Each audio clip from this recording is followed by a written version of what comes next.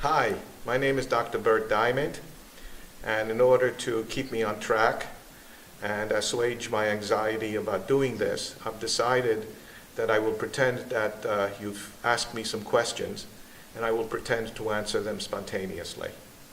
The first question: what made you decide to become a psychologist? When I was about 5 or 6 years old, my mother yells at my father. He gets angry. He exits, goes into the bedroom. My mother says to me, "Go tell your father that unless he's back here in 5 minutes, I'm throwing his dinner in the garbage." I go in, I say to my dad, "Dad, Mom is really sorry that she yelled at you. We both appreciate it if you would come and join us for dinner." So, I had the makings of a good counselor even then. Of course, being married for 50 years has added to some of my experience. The second question: are you practicing now?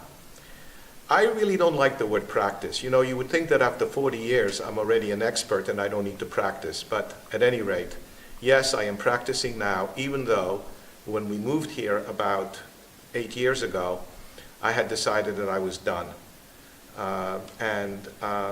What the tipping point for me was a story that I heard. It's a visual joke about the two mental health professionals who go up in the elevator together. One is a young guy, one is an old guy. They're very nicely dressed in the morning. In the evening, the young guy is all disheveled and his hair is out of place and so on. This goes on every day. Finally, the young guy says to the old guy, "How can you listen to all of the anger, and listen to the depression, listen to the anxiety, and look at you at the end of the day, there isn't a hair out of place?" And the older guy says, "Who listens?" Even though I was the older guy, I listened. And after 35 years, my ears were like this big and my head was full. And I decided, that's it, I'm done. I'm coming down to Florida, I'm going to teach. No university would have me because I'm a clinician and they wanted research experience.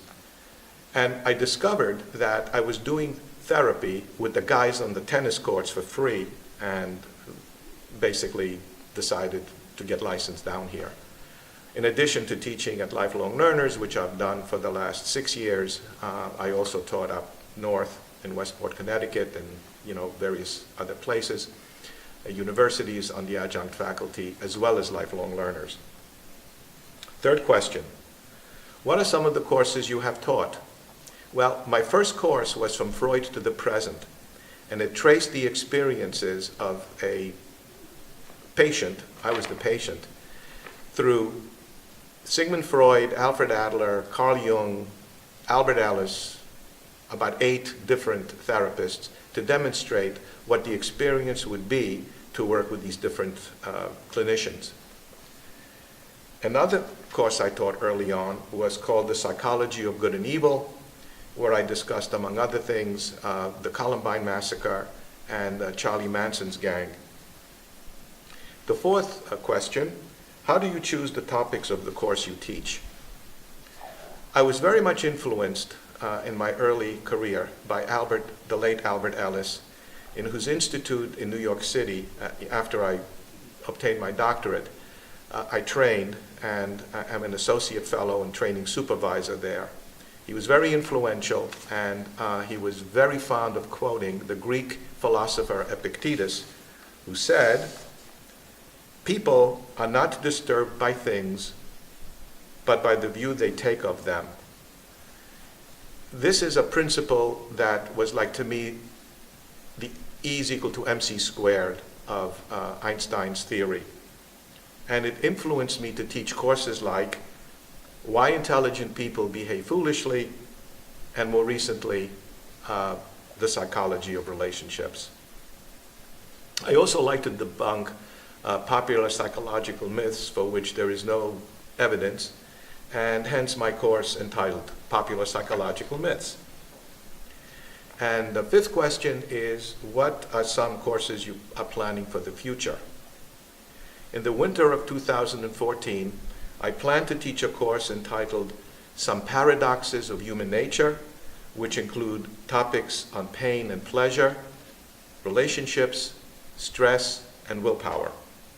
And future courses I am planning I'm hoping to do a course on the more recent therapies which have emerged, like acceptance and commitment therapy and positive psychology, which have some very significant good research results.